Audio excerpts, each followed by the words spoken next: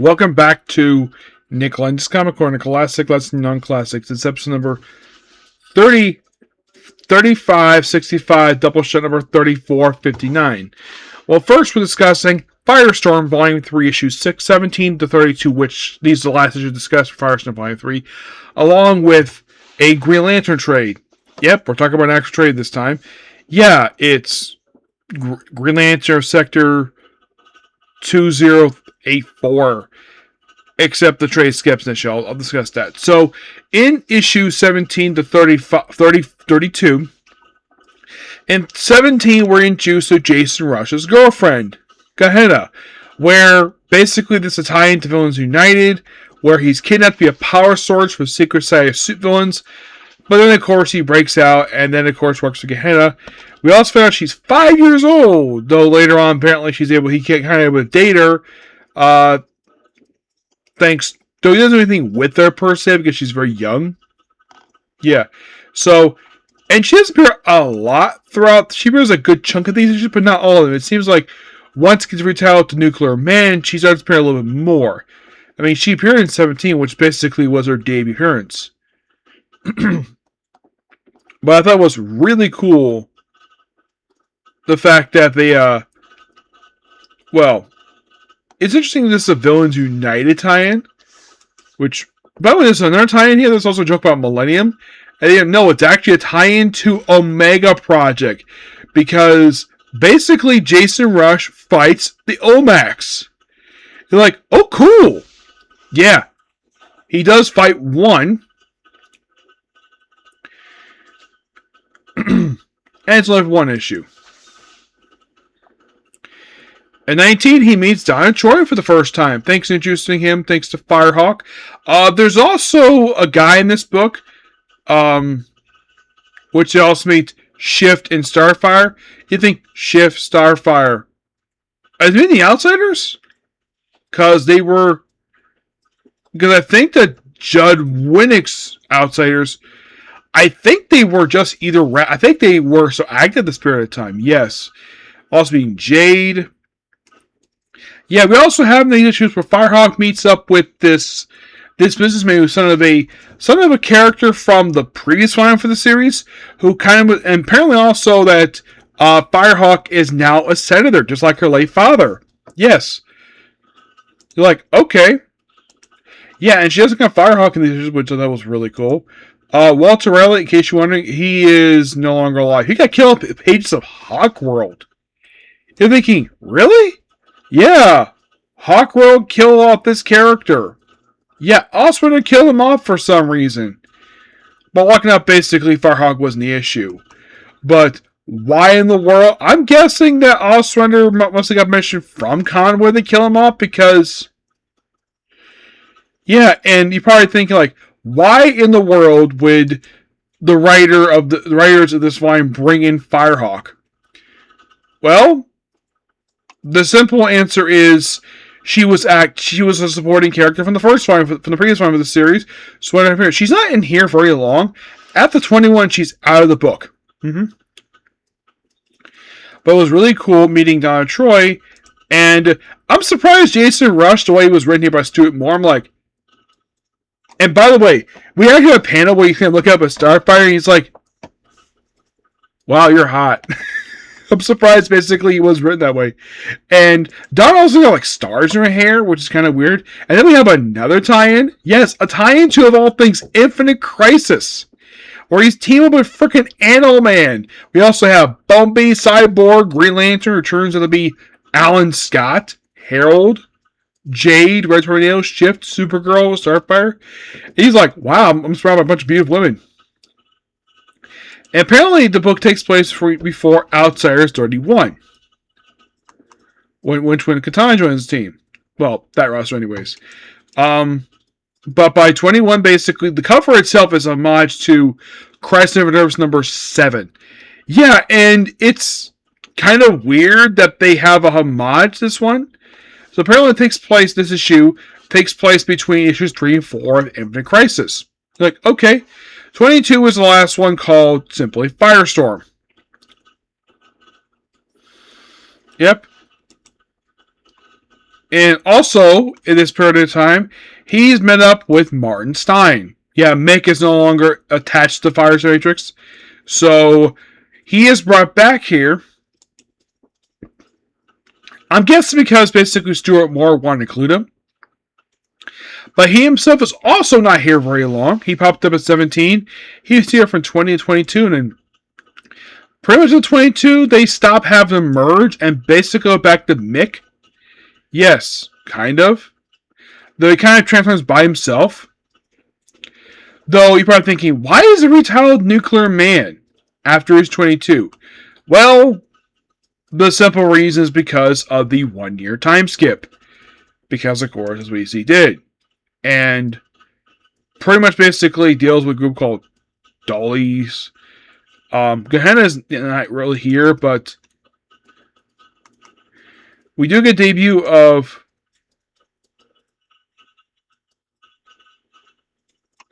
a missile of LexCorp.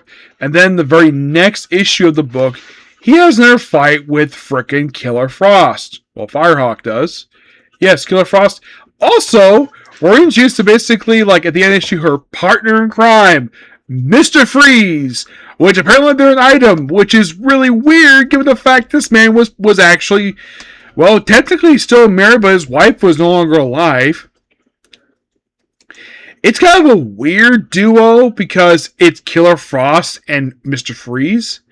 Yeah, and you're thinking, why the heck is Mr. Freeze in fucking Firestorm of all books? I have no idea. But it's really cool, the fact he's here. And, by the way, Brian Fleet has this amazing cover for issue number 26, where he's dealing with this guy called the Pupil. Yes. So, okay, so the guy was called Henry Howlett. Yeah, he was a character. He was Tolmac from the original volume. And he actually has been dead since issue 31 of... He died in this book, by the way. He has a son.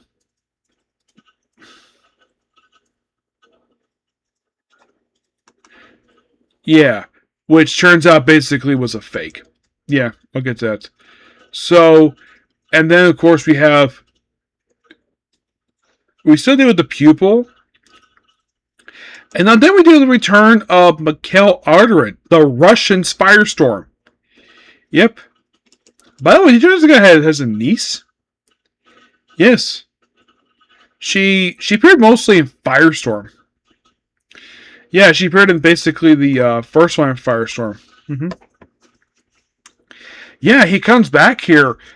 First time in years that he even featured in the Firestorm book. He, of course, is only in the book just for... Like, he's here for as a supporting character for these few issues. Beginning with 2017 to like 32. I think this was his first appearance. I'm looking right now. This is probably his first appearance since the final issue of the previous Flame. And of course, meet up with each other, and you're probably thinking, did they share a body? Not really.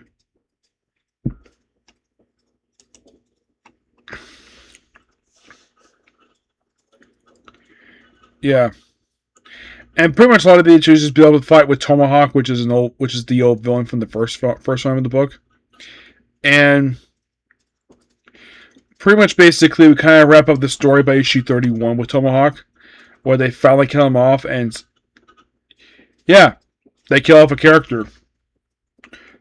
And then by issue 32, they pretty much in the way wrap up that story. You would think by this issue, this is the end of the series, given the fact it says the end.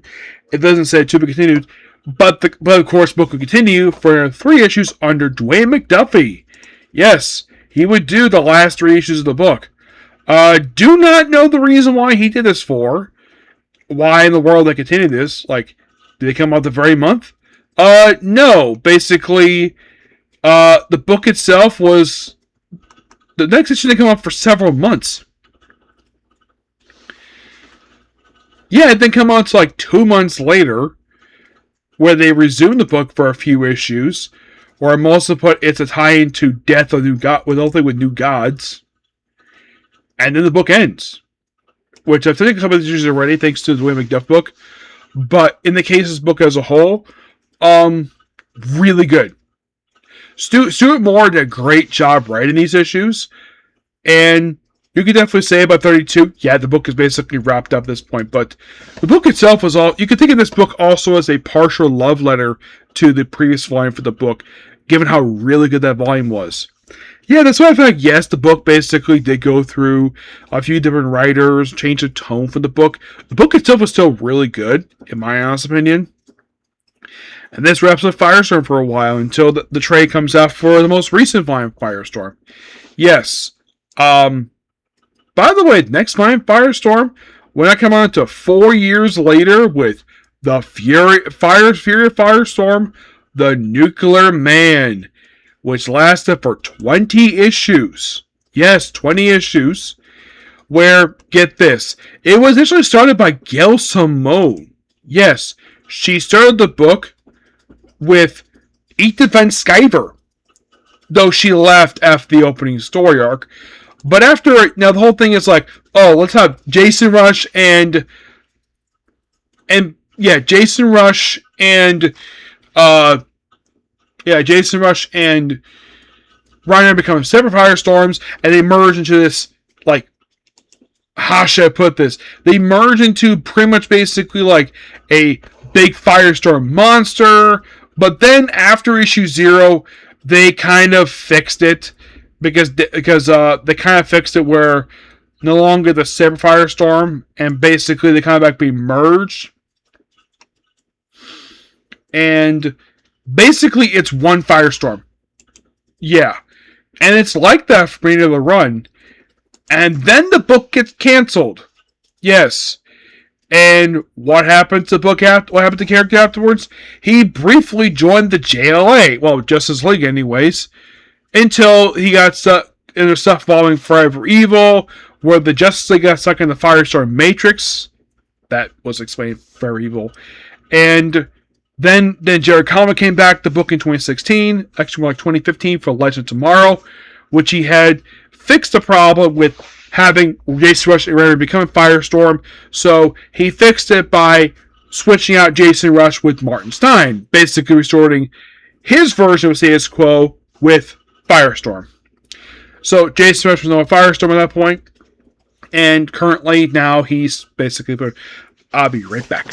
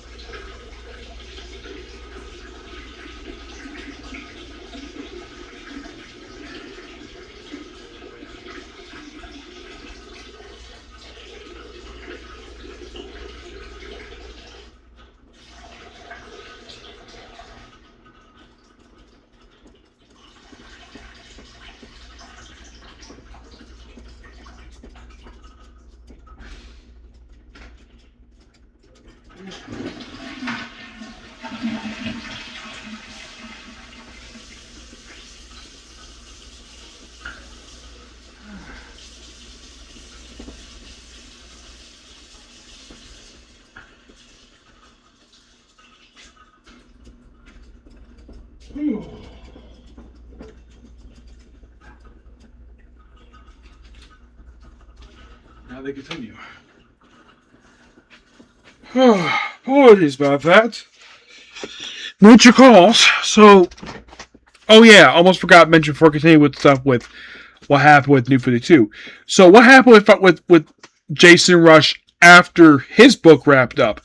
Well, he basically became a supporting character in the pages of 52. And you're probably thinking, did he ever join the Justice League? You might think, was he ever offered to join the Justice League? Not really. He honestly didn't do much until basically Blackest Night, where his girlfriend... Oh, by the way, also his mom returned the book. Yes, where... I forgot to mention basically in the book itself, you see, his mom randomly returned, and Jason Rush is like, what are you doing here?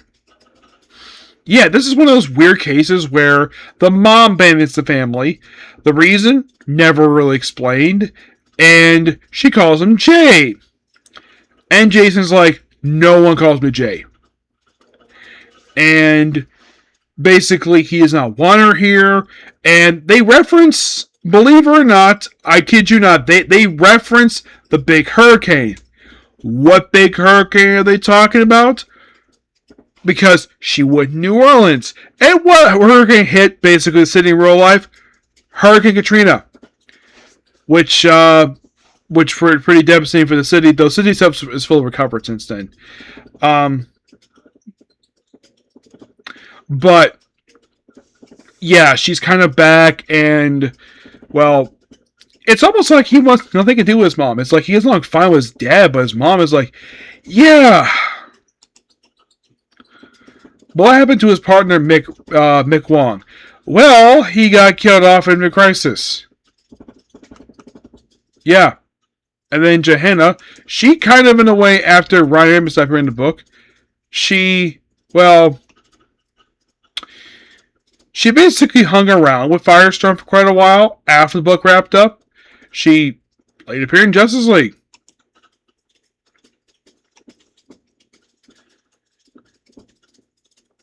Yeah, Firestorm did join Justice League under Dwayne McDuffie. Well, you probably think, when did Jason Rush actually join the Justice League per se?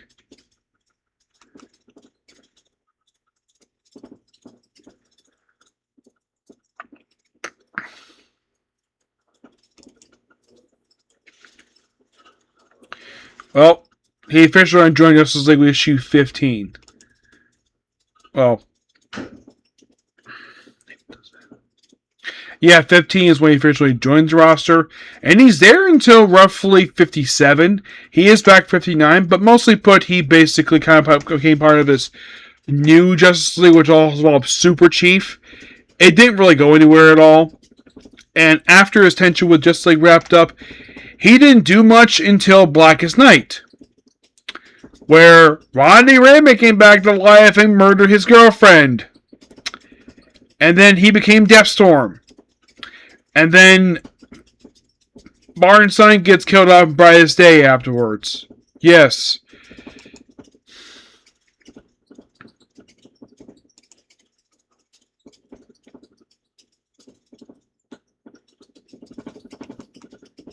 But you're probably thinking like, but what about the post-crisis Jason Rush?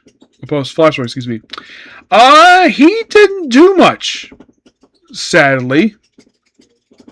They're like, huh. Yeah, it's more about Ronnie.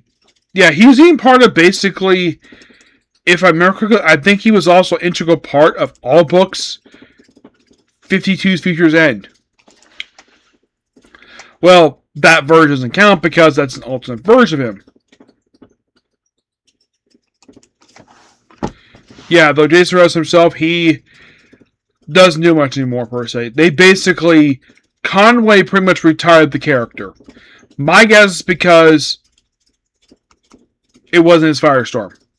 That's my guess anyways. And my guess is also that DC decided to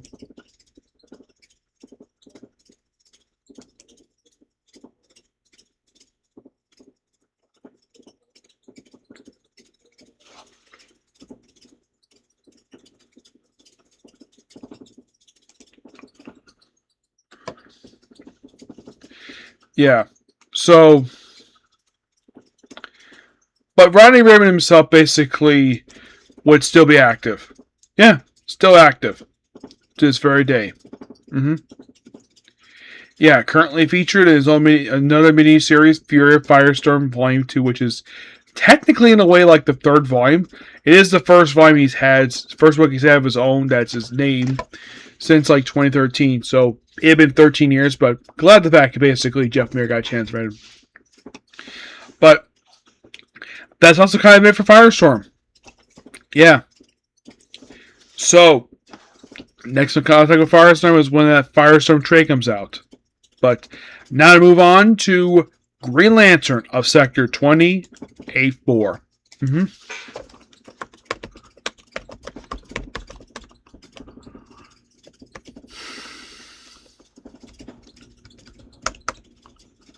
Yeah, which this book contains roughly about 10 issues. Yes. It does skip an issue for some reason. It's Sector 28814, excuse me. It collects issues 72 to 76 and 78 81. Now, basically, Lean Ween is the writer with Dave Gibbons on the artwork. So, the issue skip here is an issue where it was a past team-up story where Hal teamed up with Green Arrow to deal with Hector Hammond, and the book itself included a reprint issue. Reprint, it's like most book was a reprint. My guess is DC decided not to include this one because it wasn't entirely, it was mostly reprint, so I guess DC chose simply just not to include it.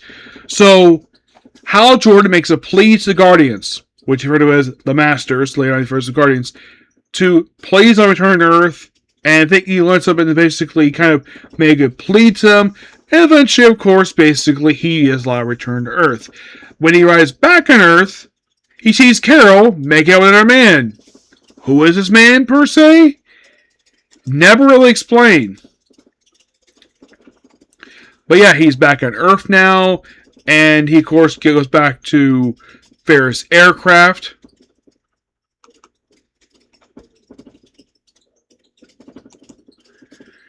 Oh yeah, and the guy, his name is Clay Kendall.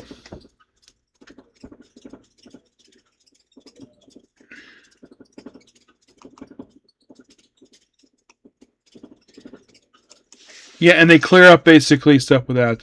Then 173 debuts a brand new villain named Javelin. He's called Javelin because he throws a javelin, and he's basically here for several issues. Yeah, he's a really interesting character who made his live action debut thanks to the Suicide Squad. And he only appears in these two issues. After these two issues, he never appears in Green Lantern ever again. You're like, really? For a character that fought Green Lantern in his debut appearance, he doesn't fight the character ever again? No, Javelin himself didn't appear much. Like, he popped up Identity Crisis, a couple issues, Suicide Squad, Power Company. He got killed off in Just Like Cry for Justice. And if you're going to ask, it does exist in the current continuity. Well, no, he doesn't. Yeah, for some reason, DC has chosen not to bring the character in. But yeah, really cool story. We also debut the character April O'Rourke, who is Clay Kendall's fiance. And she herself is very much a lot of these issues, per se. We also debut Jake Ramirez, who is a friend. It's like, yeah, let's have Leading Me introduce these brand new characters. Also, Bruce Gore is back in the book, supposedly cured of Eclipso. And all hunky-dory. Now, there's backup feature in here, that being the Tales of Green Lantern Corps, but I have already discussed those issues already, so I'm not going to worry about those. Yeah, pretty much basically they stopped doing Tales of Green Lantern issue 90. So, and then of course basically Ferris is attacked by Jason Block, and Shark is in here too. Eventually, by the very next issue, Ferris, after dealing with Shark for the next couple issues, they also debuted the character of Mr. Smith.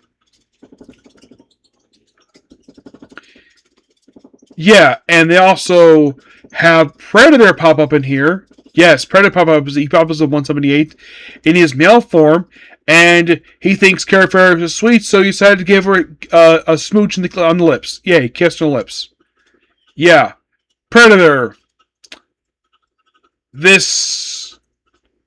Yeah, he becomes more involved with the Mr. Smith character. It's like, yeah, we're just have this random guy pop up in the book. And then later on, well, I'll get to that when I talk about the end of this run here. But yeah, teams up with Wally. Well, yeah, things with Barry for a cool issue. Deals with a shark. We also debut Demolition Team. Oh boy, this group. Which pretty much basically they're responsible for wrecking Ferris Aircraft. Yeah, and then of course basically, well, they're not here very long per se. They're here just for this storyline from 176 to 180. Yeah, during the course of this, the issue of Ferris aircraft, Kara herself was very upset with Hal over this, or the fact he wasn't there.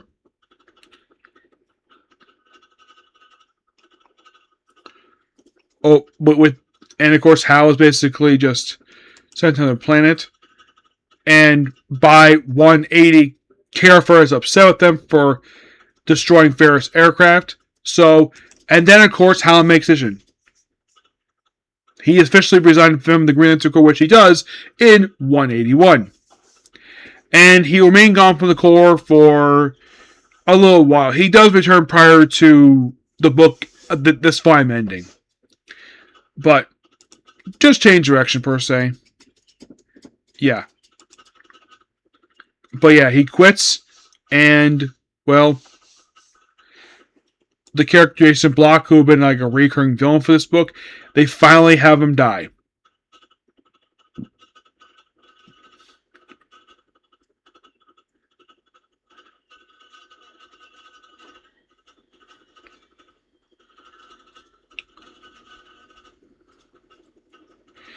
And like he had found out who Hal Jordan was, but he died before saying anything. I think in the case of Wonder Woman, now Wonder Woman, basically Deanna Prince, yeah, Wonder Woman is randomly in this issue. Yeah. And like, oh, we'll find out who he is? Nope, he ups and dies. Yeah. But that's pretty much these issues in a nutshell. I gotta say, for the main issues themselves, basically, these are really good. You're thinking, wow, that's about 10 issues there. It kind of is. It feels like basically with these issues, it's back to status quo with Hal being on Earth, but then he resigns by the end of the issue. And the story, and he just tells Judgment Day, old friends, new foes. I think a Javelineer, shark bait, mind games. A bad case of DTs, let's pray, aftermath. Take this job and shove it. Yeah. Yeah, and the whole thing with Shark himself, well, yeah, he's this like being this like he's here. I mean, he came back here after being gone for a little while. He was back for like one issue, then he's back here for these issues, but he doesn't come back until just before the volume ends. Yeah. Which, here's the thing. With a character like him, did he fight Aquaman? In case you're curious.